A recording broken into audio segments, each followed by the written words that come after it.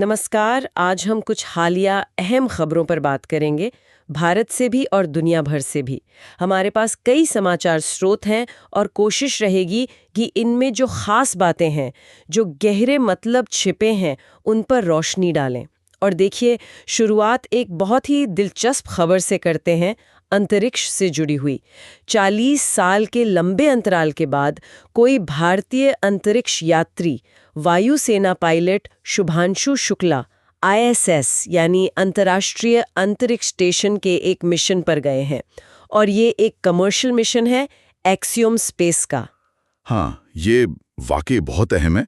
मतलब ये सिर्फ एक मिशन नहीं है, ये दिखाता है कि कैसे अब प्राइवेट कंपनियां जैसे एक्सियोम स्पेस में अपनी जगह बना रही हैं।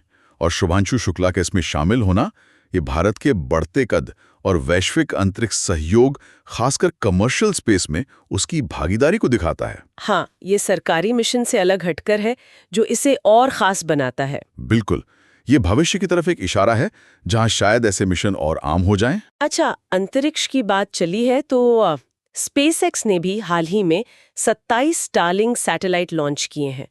थोड़ी देरी हुई तूफान की वजह से, पर उनका लक्ष्य तो वही है, दुनिया भर में खासकर दूर दराज के इलाकों में इंटरनेट पहुंचाना। हाँ, और ये फिर से वही बात साबित करता है, निजी कंपनियों की भूमिका।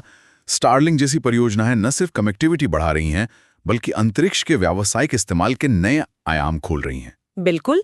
चलिए अब जरा धरती पर वापस आते हैं, भारत की खबरों पर।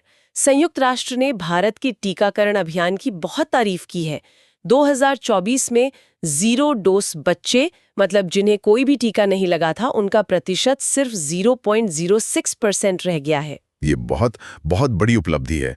आप सोचिए, 0.06%। इसका सीधा मतलब है कि हमारी स्वास्थ्य सेवाएं अब देश के सबसे दूर, सबसे कमजोर तबकों तक पहुंच रही हैं। ये सिर्फ एक आंकड़ा नहीं है, ये असल में जमीनी स्तर पर हुए काम, सप्लाई चेन, स्वास्थ्य कार्यकर्ताओं की मेहनत, सबका नतीजा है। हाँ, वाकई। अच्छा, सेहत के साथ साथ मौसम पर भी नजर डाल लेते हैं। दक्षिण पश्चिम मानसून इस बार सामान्य से करीब एक हफ्ता पहले ही 29 जून तक पूरे भारत में छा गया है। जाहिर है, इससे खरीफ फसलों की बुआई तेज हो गई है। हाँ, मानसून का समय पर आना या थोड़ा पहले आना, ये भारतीय कृषि के लिए तो जैसे संजीवनी बूटी है। अर्थव्यवस्था पर इसका सीधा असर पड़ता है। और इसी बीच एक और दिलचस्प बात हुई। प्रधानमंत्री मोदी ने आचार्य विद्यानंद जी की शताब्दी के मौके पर उनके सामाजिक सुधारों को याद किया और उसे आज की पहलों जैसे कचरे से ऊर्जा बनाने यानी वेस्ट टू एनर्जी से जोड़ा। ये एक बहुत ही रोचक तालमेल है। मतलब परंपरागत सम्मान और मूल्यों को आधुनिक सस्टेनेबल यानी टिकाऊ पहलों से जोड़ना।